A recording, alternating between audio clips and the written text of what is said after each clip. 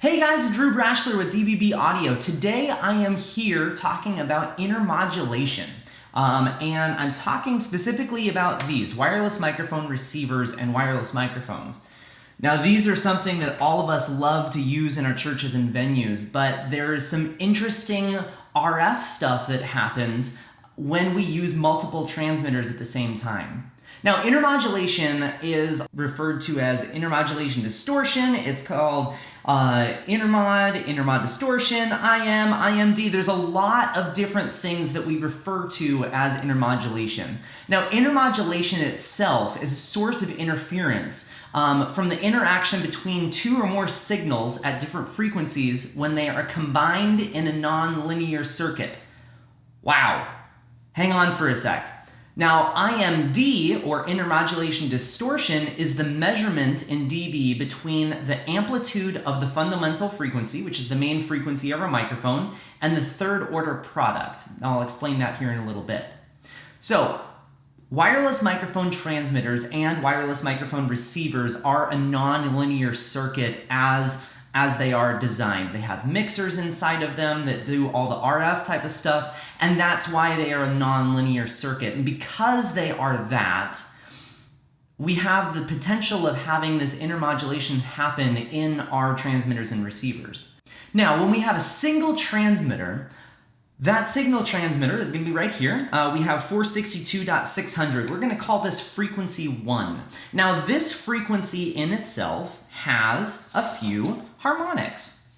Now, harmonics are multiples of the main frequency. So we can see here frequency 1, 462.600, and the harmonics happen at multiples of this frequency, integer multiples, so whole numbers. So if we take frequency 1 and multiply that by 2, we get our first harmonic, which happens at 925.200. Okay, so, and then we multiply frequency 1 by 3, and that gives us 1.387 gigahertz. And if we multiply it by 4, it gives us 1.850 gigahertz. Now this keeps on happening up and up and up.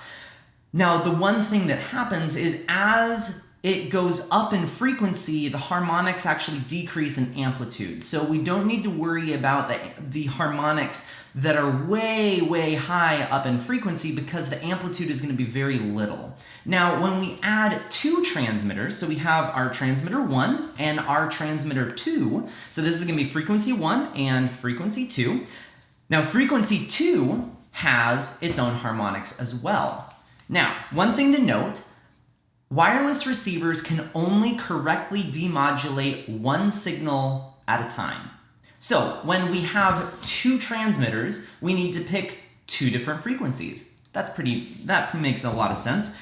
Now you can notice this when you're traveling on a road trip and listening to some FM radio stations, and you're going in between two areas and you start hearing one country station and your old top 40 station kind of mix in between, and then you have a combination of Taylor Swift and some rock band. So that's what happens when a receiver tries to demodulate two signals at the same time. Now, not only does frequency 2 have its own harmonics, but frequency 1 and frequency 2 will actually interact with each other and cause spurious emissions.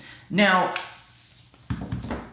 we're going to get into some math, and unfortunately, it's a lot of math. But hang with me here because there's some great programs that we can use later to actually do all this math for us. So when we're calculating the intermodulation products from two transmitters, basically it's sums and subtractions and additions of these frequencies. Now we have a lot of different intermodulation distortion products that will occur. Now the main ones that we need to worry about are the second order, third order, and fifth order intermodulation products. The reason behind that is because the second, third, and fifth order distortion products have a high enough amplitude where it can cause interference with our receivers. And the frequency of these are very close to the main frequencies that we're using. So, here is an example. So we have our frequency 1 and our frequency 2, and the two most important third order modulation products that we will calculate are sitting right here and here. So basically, you will double frequency 1 and then subtract frequency 2. So 2 times 462.600 minus 462.700 equals 462.5. So that's sitting right here. And then we also have our 462.8, which is calculated here. Now, these are the third order distortion products. These are the two main ones that we really have to worry about because they have a lot of amplitude and they're very, very close to our original frequencies. So we can see that when we have two frequencies that are really close together, these intermod products are actually going to be also very close to the original frequencies. Now, there's a whole lot of math and a whole lot of different distortion products. So I went ahead and made this graph here. Now, I've also made a blog post about this that has a lot more information than just this video. So make sure you go check that out. It's dbbaudio.com, and then you can click on the blog, and I have some screenshots of this. But these are all of the main distortion products that we really need to worry about. So we can see that there is some second and fourth order distortion products that are really, really low. These we really don't need to worry about because they're so low in frequency that we don't actually have any wireless microphones available on the market that are this low. Now we can see that our fundamental frequencies are here, frequency 1 and frequency 2, which is 462.600 and 462.700. And we can see our third order distortion products right here. And then there's also fifth order distortion products that are on either side of that as well. They are lower in amplitude, as you can see. Now we also have second order distortion products up here. Now this is important if we're planning on adding a wireless system that is high in frequency. Most of our wireless microphones are between 470 and up into the 600s, and there are some that are higher than that. If we're planning on adding a system that's up in this area, we'll just need to note that our products of wireless that are down in the frequency are going to have distortion products up in the higher frequencies. And we can also see that we also have the third order distortion products up here at the 1.38 gigahertz range.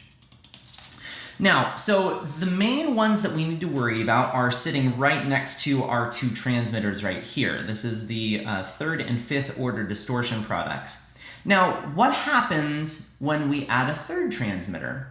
Well, one thing to note is before we go add a third transmitter, that if we happen to accidentally place one of our transmitters on one of these distortion products, that would cause interference in the receiver. So we want to really make sure that we're doing some frequency coordination and not placing a third frequency on one of the distortion products. So watch this. So we go from 2 transmitters to 3 transmitters. Now we actually expand the amount of distortion products from 4 surrounding our frequencies to 15.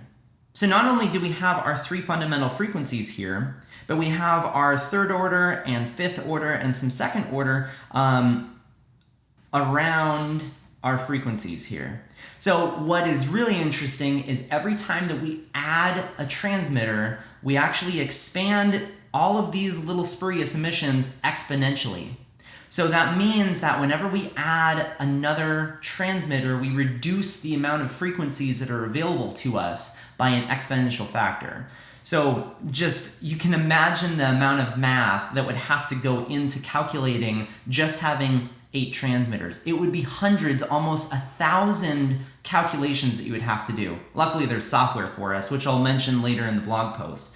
So I wanted to go ahead and show you guys what actually happens when we take frequency 1 and frequency 2 and have them transmit simultaneously. So check out these 3 videos real quick that show the second, the third, and the fifth order distortion products as these are happening in real time. Because it's one thing to know the theory and the fundamentals behind it, but it's way cooler to actually watch it happen. So check that out. All right, so let's actually show you the intermod distortion happening here. So we have our frequency 1, which is 462.600. There you go. And we also have our frequency 2, which is 462.700. There it is. And now when we take both of these and combine them, we'll see that we'll have our intermod distortion products happening up above and below the frequencies.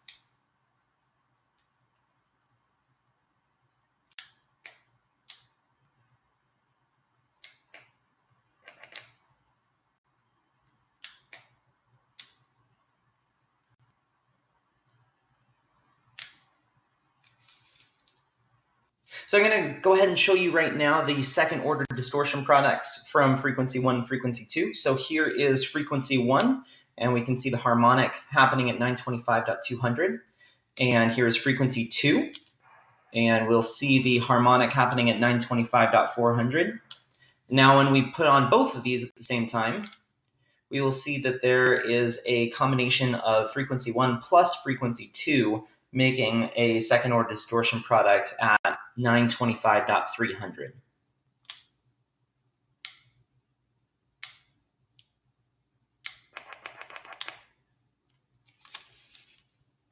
Okay, so now I'm going to show you the third order distortion products from frequency 1 and frequency 2. This is up in the 1.388 gigahertz range. So here is frequency 1, and here is frequency 2.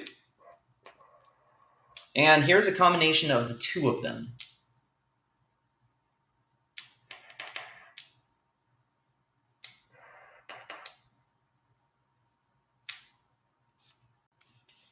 All right, Drew, so that was pretty cool to watch, but how do we solve this? Well, the manufacturer of your wireless microphone in the manual has laid out all the different frequencies that work well together. They've already done the math, they've already done the testing to make sure that those wireless frequencies that they've given you in the manual work well with each other. And as long as there's not a TV station or some other type of thing impeding on that frequency, it should be available for your use. Now, the other thing that can help us with this is asking yourself, do I really need to use a wireless microphone or a wireless system for this specific thing? The main one is, does your drummer, while sitting on his drum throne playing the drums, really need a wireless in-ear monitor pack while he's sitting?